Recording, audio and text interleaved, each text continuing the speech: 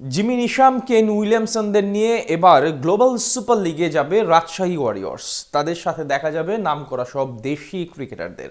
বোলিংয়ে সাকিব, রিপন মণ্ডলদের পাশাপাশি ব্যাটিংয়ে দেখা যেতে পারে তামিম শান্তদের। এদিকে এরই মাঝে নিশ্চিত হয়ে গেছে টুর্নামেন্টের 3 দল। পাকিস্তান, অস্ট্রেলিয়া আর ইংল্যান্ডের শীর্ষ ফ্র্যাঞ্চাইজির সাথে লড়াই করতে হবে বিপিএল চ্যাম্পিয়নদের। জিএসএল এ রাজশাহীর সম্ভাব্য স্কোয়াড এবং নিশ্চিত হওয়া দলগুলোকে নিয়ে বিস্তারিত রিপোর্ট। এখন পর্যন্ত গ্লোবাল সুপার লিগে 2 আসরে 2বারই বাংলাদেশ থেকে অংশ নিয়েছিল রংপুর রাইডার্স। সেখানে একবার শিরোপা জিতেছিল আর একবার হয়েছিল রানার্স আপ। সেখান থেকে বলা চলে এখন অব্দি টুর্নামেন্টের সবচেয়ে সফল অংশগ্রহণকারী দেশটির নাম বাংলাদেশ। এবার বিপিএল থেকে চ্যাম্পিয়ন হিসেবে অংশ নেওয়ার কথা রাজশাহী ওয়ারিয়র্সের, যেখানে একাধিক নামিদামি তারকা ক্রিকেটারদের নিয়ে যাওয়ার জন্য এরই মধ্যে চেষ্টা শুরু করে দিয়েছে তারা। শিরোপা জয়ের জন্য নিজেদের সেরা স্কোয়াডটাই গঠন করবে নাবিল গ্রুপের ফ্র্যাঞ্চাইজিটি।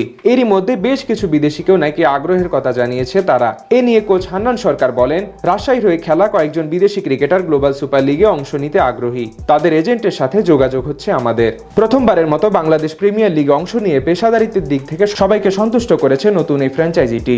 দেশি বিদেশি নামি দামি তারকাদের পাশাপাশি বেশ ভারসাম্যপূর্ণ স্কোয়াড গড়ে লড়াই করেছে কোচ হান্নান সরকার। সেখান থেকে আসন্ন জিএসএলও তাদের নজর শক্তিশালী স্কোয়াড গড়ার দিকেই। এক্ষেত্রে তাদের ব্যাটিং অর্ডারে থাকতে পারে অনেকটা দেশীয় নির্ভর।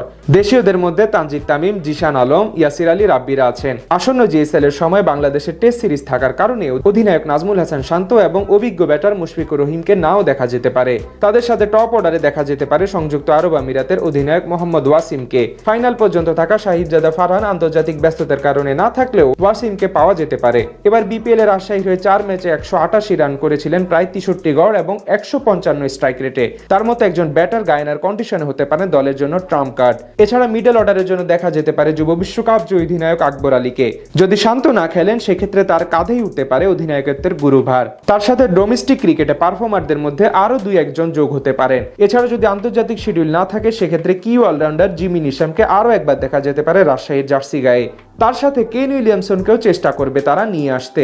এছাড়া স্পিনার হিসেবে মেহরুব হোসাইনের সাথে নেপালের লেগ স্পিনার সন্দীপ লামিচানকেও দেখা যেতে পারে ফ্র্যাঞ্চাইজি ক্রিকেটের বিশ্বকাপ মাতাতে। পেস ডিপার্টমেন্টে জাতীয় দলের তারকা তানজিম হাসান সাকিবের সাথে শ্রীলঙ্কা বিনুরা ফার্নান্দেকেও আনতে পারে তারা। এছাড়া বিপিএল এ দুর্দান্ত করা রিপন মণ্ডলকেও দেখা যেতে পারে স্কোয়াডে। সব মিলিয়ে বলা চলে বেশ শক্তিশালী টিম নিয়ে চ্যাম্পিয়ন হওয়ার লক্ষ্যে যাবে রাজশাহী ওয়ারিয়র্স। এরই মধ্যে টুর্নামেন্টে নিশ্চিত হয়েছে 3 দেশের 3 ফ্র্যাঞ্চাইজি। ILT20 লিগ থেকে শিরোপা জয়ী ডেজার্ট ভাইপার্স, অস্ট্রেলিয়া থেকে বিগ ব্যাশ চ্যাম্পিয়ন পার্থ স্কচার্স এবং host team Guyana Amazon Warriors. মোট 5টি দল নিয়ে টুর্নামেন্ট আয়োজন হওয়ার আরো 2টি দলের নাম এখনো চূড়ান্ত করা বাকি। ক্রিকইনফোর প্রতিবেদন অনুযায়ী 2 দলের সম্ভাব্য তালিকায় আছেন দক্ষিণ আফ্রিকার SAT20 champion Sunrisers eastern cap. ইতিমধ্যেই তাদেরকে আমন্ত্রণ জানানো হয়েছে আর রাজশাহী আনুষ্ঠানিকভাবে টুর্নামেন্ট কর্তৃপক্ষকে ইমেল করেছে।